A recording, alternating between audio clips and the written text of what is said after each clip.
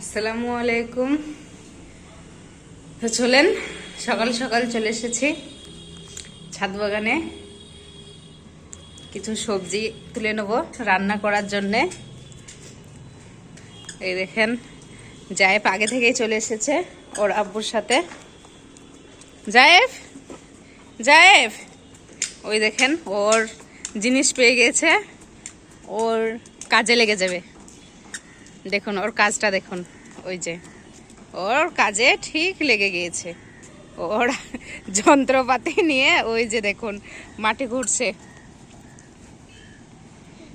দেখুন কিভাবে মাটিটা খুঁড়ছে, দেখুন। মানে আর কাউকে দরকারই হবে না আমার ছাদের কাজ করার জন্যে, জায়েব থাকলেই যথেষ্ট। দেখুন এই গাছের মাটি নিয়ে দেখুন ওই ক্যারেটে কিভাবে ফেলছে।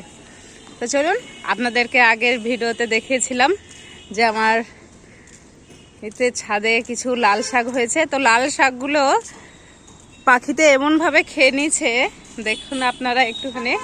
এই যে দেখতে পাচ্ছেন কত বড় বড় হয়ে গেছে, খাওয়ার মতো। তো আজকে একেই কাটা হবে শাকটাকে। তো দেখুন এই যে কত শাক, দেখুন সব পাখিতে আমার খেয়ে নিয়েছে।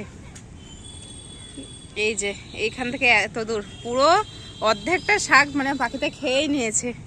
কিছু করার নেই, তো আজকে এটাকেই রান্না করে ফেলি, নাহলে আর খেতে পারবো না আমরা।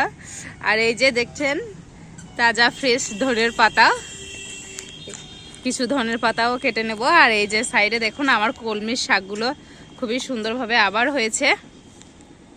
তো একটা বছর ধরে কলমির শাক আমরা খেয়ে যাচ্ছি, তো এখনও দেখুন কত সুন্দরভাবে কলমির শাকগুলো হয়ে আছে। তো এইগুলো এইভাবেই হোক, একে আর তুলে ফেলবো না, ওর মতো করে ও হোক। তো চলুন শাকগুলো কেটে নিই। চলুন শাকগুলো কেটে নিই। দেখুন কত সুন্দর হয়েছে, একেবারে কচি কচি লাল শাক আপনার।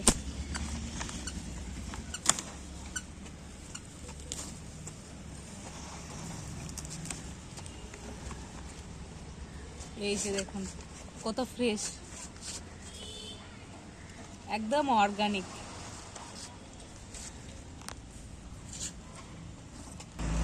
তো এই যে দেখতে পাচ্ছেন আমি রান্নার জন্য কিছু ফ্রেশ ধনের পাতা কেটে নেব।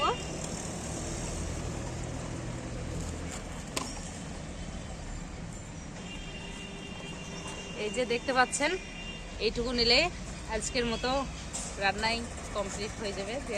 তো আমি এইটুকুই নিলাম, বেশি নিলাম না। এই যে দেখতে পাচ্ছেন আমার ঝুড়িতে অলরেডি নেওয়া হয়ে গেছে ধনের পাতা আর আপনার চামলাইয়ের শাক। তো চলুন ভিডিওটা দেখে অবশ্যই লাইক, শেয়ার, কমেন্ট করবেন। আর যারা নতুন দেখছেন তারা আমার চ্যানেলটাকে সাবস্ক্রাইব করবেন। তো চলুন গিয়ে রান্না করে এটুকু।